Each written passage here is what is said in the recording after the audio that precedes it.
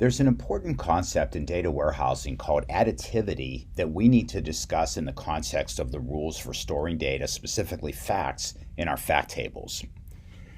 Any data warehousing fact can be additive, non-additive, or semi-additive. An additive fact can be added under all circumstances. So let's look at an example of that.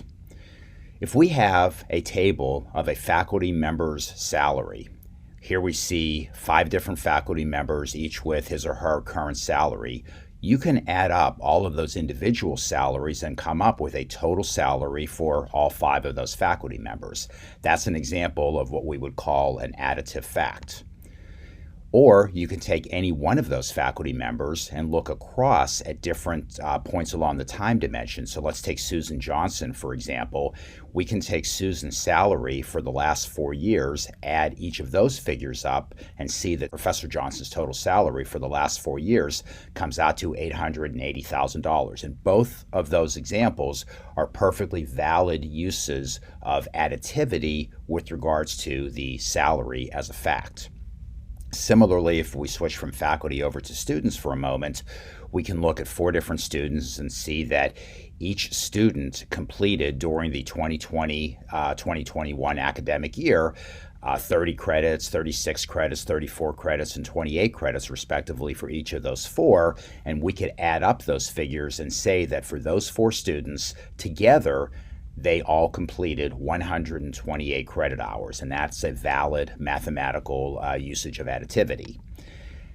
Similarly, you can take any one student, Sally Jackson, for example, and see over the next 3 years what Sally's academic plan shows, 30 credit hours this year, 36 next year, and then 37 the following year.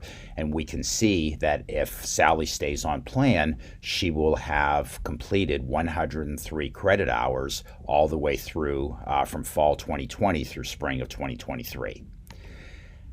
Let's take a look at grade point average, though, as an example of a non-additive fact. So here we have our same 4 students, each of which for the fall of 2020 has his or her grade point average shown.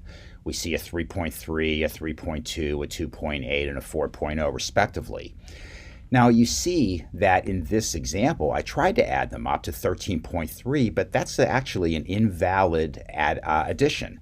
You can't add ratios and things like that and come up with a valid mathematical result. So therefore, grade point average, because it's actually an average, is an example of a non-additive fact. It's something that you indeed can store, though we'll see there are some techniques for avoiding complications.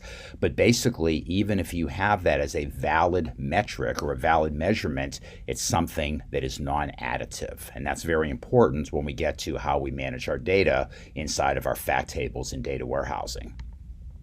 Well, couldn't we just calculate an average, grade point average for each of those 4?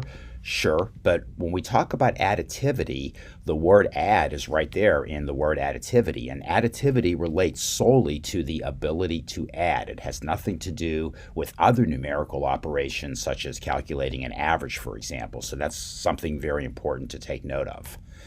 Now, a typical non-additive fact would be some sort of a margin, a ratio, some kind of a percentage, calculated average. So we just saw an example of a grade point average. Each of those 4 are good examples and in fact very common examples of non-additive facts.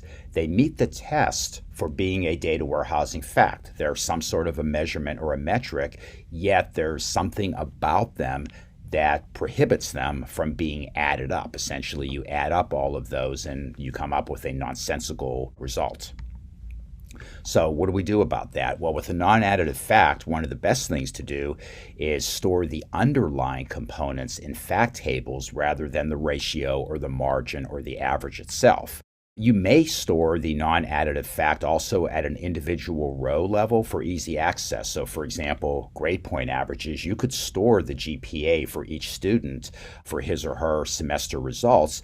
You just have to be very aware, and in fact, you would want to prohibit end users using BI tools from adding up those non-additive facts. But if you stored, for example, credit hours and numbers of classes and what grade points actually were, you could calculate calculate at report time what the actual GPA was. And for that matter, you could calculate an average GPA for all students by adding up the total number of credits and the total number of grade points and then figure it out that way. So the idea then is you calculate that aggregate averages, ratios, percentages from those totals of the underlying components rather than attempting to add up non-additive facts, which again gives you a nonsensical result. Now a semi-additive fact is somewhere in between. Sometimes you can add these facts, other times you can't add them. So in some cases a semi-additive fact acts like an additive fact, and in other cases, its behavior is more like a non-additive fact. There's something called a periodic snapshot fact table that we'll take a look at a little bit later in a future video. Semi-additive facts are typically used in periodic snapshot fact tables, and what we'll do is we'll look at some examples of semi-additive facts when we get to discussing periodic snapshot fact tables.